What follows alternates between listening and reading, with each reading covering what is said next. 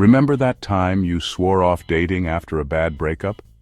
You deleted their number, threw out their toothbrush, and even unfollowed them on every social media platform you could think of. You were determined to erase every trace of them from your life. But then, in a moment of weakness, you proceeded to drunk text them at 2 a.m. We've all been there. It's like our hearts and minds are at war, and sometimes the heart wins out in the most inconvenient ways. Breakups are messy, confusing, and often hilarious in retrospect. The arguments, the misunderstandings, and the dramatic exits all seem like scenes from a tragicomedy when we look back. But what if there was a better way to handle the aftermath of a breakup? A way to avoid the late-night texts and the emotional roller coaster? Enter the no-contact rule, a magical elixir for heartache. This isn't just a trendy piece of advice. It's a tried-and-true method for regaining your sanity and sense of self. Think of it as a detox for your soul, but instead of green juice, you're cutting off communication with your ex. Sounds simple, right? Well, it's both simple and complex. It is, and it's not. Our brains are wired for connection, making sudden separation feel like withdrawal. It's a challenge, but one that's worth undertaking. Our brains are wired for connection, making sudden separation feel like withdrawal. The initial days can be tough, filled with loneliness and second-guessing. But trust me, a little distance goes a long way. Taking walks in nature, enjoying solitary moments with a cup of coffee, these small acts can help you regain your balance. Like a phoenix rising from the ashes of a dumpster fire, metaphorically speaking, you too can emerge stronger and wiser. The process of healing can transform you in ways you never imagined. The no-contact rule isn't about playing games or punishing your ex. It's about giving yourself the space and time to heal, reflect, and move on. It's a period of self-discovery and growth.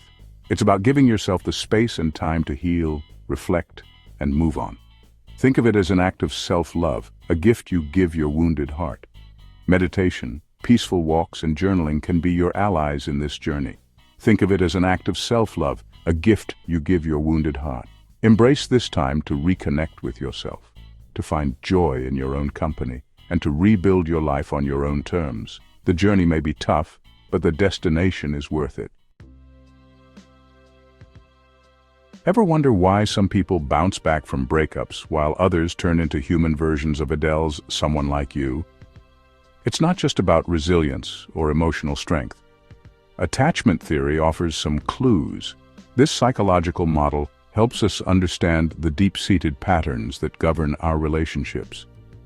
We all have different attachment styles, patterns of relating to others formed in early childhood. These early experiences shape how we connect with others throughout our lives. These styles, secure, anxious, avoidant, and fearful, influence how we behave in romantic relationships, especially during breakups. Each style has its own unique way of dealing with emotional pain and loss. Secure folks are generally okay with intimacy and independence. They have a balanced approach to relationships, feeling comfortable with closeness, but also valuing their own space. They're bummed after a breakup, but bounce back relatively well. Their strong sense of self-worth and trust in others helps them heal faster. Anxious types crave closeness and fear abandonment. They often worry about their partner's love and commitment, leading to clingy behavior. Breakups send them into a tailspin of what-ifs and desperate attempts to reconnect. Their fear of being alone can make the healing process particularly challenging. Avoidants prize independence and often withdraw emotionally when things get too close. They value their autonomy and can struggle with vulnerability. They might appear aloof after a breakup, but they're hurting too. Their tendency to suppress emotions can make it harder for them to process their feelings.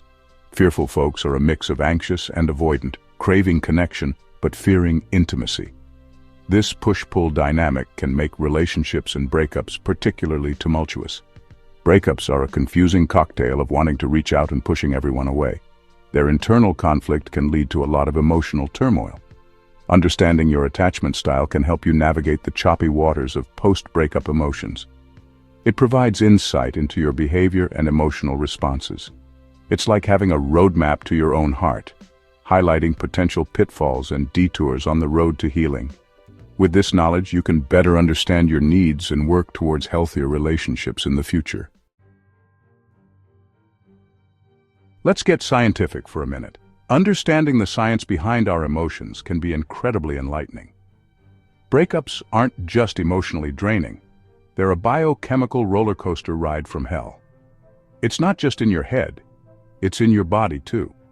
When we're in love, our brains are awash in dopamine and oxytocin, the feel-good hormones responsible for pleasure, bonding, and attachment. These chemicals make us feel euphoric, almost like we're on a natural high. No wonder love makes us do crazy things. We take risks, we feel invincible, and we see the world through rose-colored glasses. But during a breakup, these love hormones plummet, while stress hormones like cortisol and adrenaline surge. It's like going from a high to a sudden crash. This chemical cocktail creates a perfect storm of emotional turmoil, anxiety, sadness, anger, and even physical pain. Your body reacts as if it's under threat, triggering the fight-or-flight response. Yes, heartbreak is a real thing, folks. The pain you feel is not just metaphorical, it's a genuine physical sensation. Our brains are hardwired to seek connection, so when we lose a significant other, it triggers a primal fear of abandonment and loneliness. This fear can be overwhelming and all-consuming. The good news is that our brains are also incredibly adaptable. Neuroplasticity allows us to form new neural connections and pathways. With time and intentional effort, we can rewire our neural pathways and restore emotional balance. Activities like meditation, journaling, and self-care can accelerate this healing process. Think of no contact as the ultimate brain hack, a way to interrupt the cycle of craving and withdrawal and allow your brain to heal. By cutting off communication, you give yourself the space to recover and rebuild. Imagine this. You've just finished a marathon, your legs are cramping, and you're utterly exhausted. Do you immediately sign up for another marathon? Probably not. You need time to recover, rest, and rebuild your strength. Breakups are emotionally and mentally draining. No contact is like hitting the pause button on a chaotic movie. It gives you the space to process your emotions, reflect on the relationship, and rediscover yourself. Distance allows you to see the relationship more clearly, without the rose-tinted glasses of infatuation. Remember those annoying habits you used to find endearing? In the cold light of day, they might become deal breakers. Space also helps you break free from the cycle of emotional dependency. When you constantly rely on another person for validation and comfort, you lose touch with your own inner strength.